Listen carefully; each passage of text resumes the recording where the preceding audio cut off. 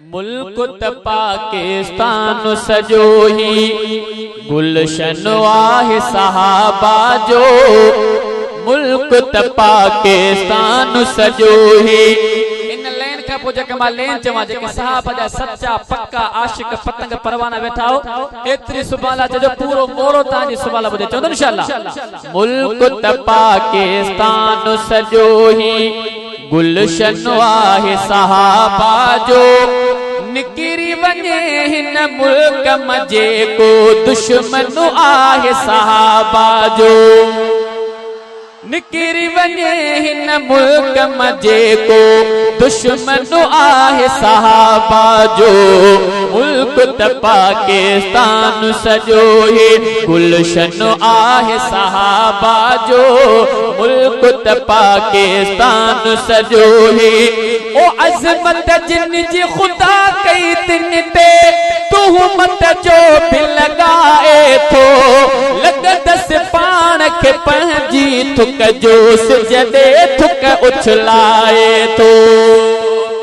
अज़मत जिन जी खुदा कई तिन ते तुहमत जो भी लगाए थो।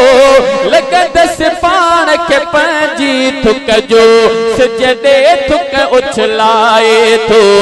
सिज खां वध किरदार त साईं रोशन आहे सहाबा जो। सिज खां वध किरदार त साईं रोशन आहे सहाबा जो। निकिरी वञे हिन मुल्क मजे को दुश्मन आहे सहाबा जो।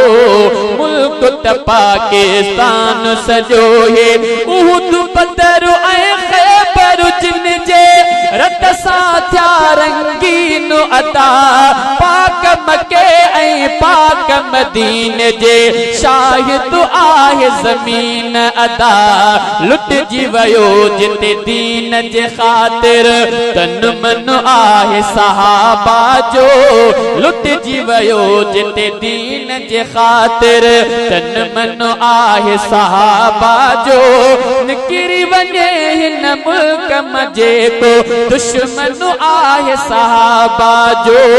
मुल्क त पाकिस्तान सजो ही जिन जी मदह कुरान में अजबी रज़ी अल्लाह अन्हुम आ। पाक मोहम्मद जी भी हदीस में तिन जी फजीलत कायम आ। तिन खे भी जन्नत मिलंदी जिन को दर्शन आहे सहाबा जो। तिन खे भी जन्नत मिलंदी जिन को दर्शन आहे सहाबा जो। निकिरी वञे हिन मुल्क मजे को दुश्मन आहे सहाबा जो। मुल्क त पाकिस्तान सजो ही ओ कलमे तैयब जो बणुजे को उम्मत ले आ छाव छपर। सो कीअं हिन जी छाव में वे जंहिं जे सीने में कुफ्र। छो त अदा इस्लाम जे वण जो ओ। छो त अदा इस्लाम जे वण जो पन पन आहे सहाबा जो।